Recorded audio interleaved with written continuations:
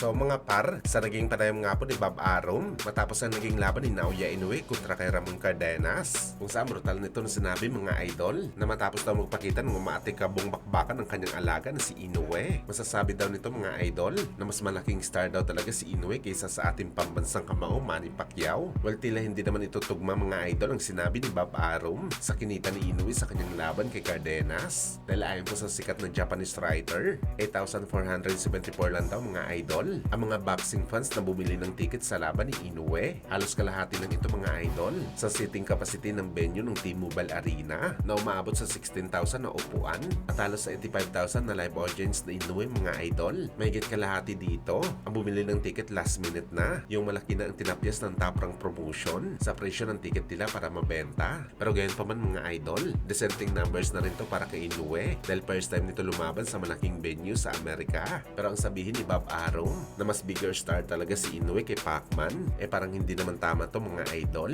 dahil wala pa sa naging laban ni Pacman mga idol sa T-Mobile Arena na hindi nito na sold out ang venue. Bagamat naintindihan naman natin mga idol ang mga pinagsasabi ni Bob Arum kung bakit talaga nito pinupuri si Inoue kay Manny Pacquiao dahil malamang isa ito sa kanyang mga marketing strategy para pasikatin si Inoue gamit ang pangalan ng tunay na boxing superstar na si Manny Pacquiao.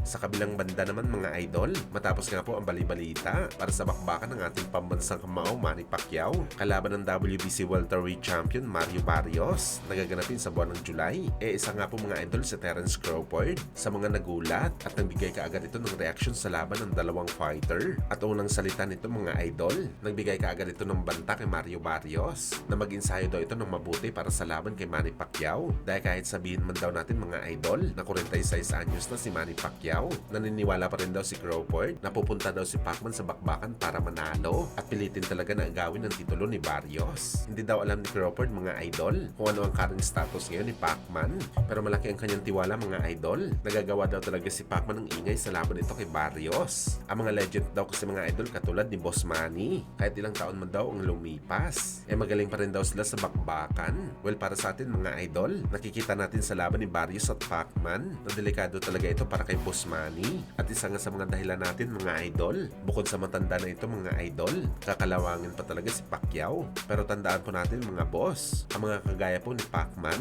na matagal na sa ganitong sports, alam na talaga nitong gagawin sa aktual na laban. Malaki ang tiwala natin mga idol na malakas talagang game plan ni Pacman para kay Barrios. Ilang taon na natin nasubaybayan ang mga galawan ng Team Pacquiao at sa pagkakaalam natin mga idol, hindi talaga lalaban si Boss Manny o papasok si Pacman sa isang laban kagaya kay Barrios kung alam nito hindi siya mananalo. Matik talaga mga idol nilabanan nito si Barrios dahil may nakita ito na kahinaan ni Barrios. Matalino at hindi po tangik si Pacman na lalaban sa fighter na hindi niya matatalo. Lalaban ito mga idol dahil alam nito kung paano manalo.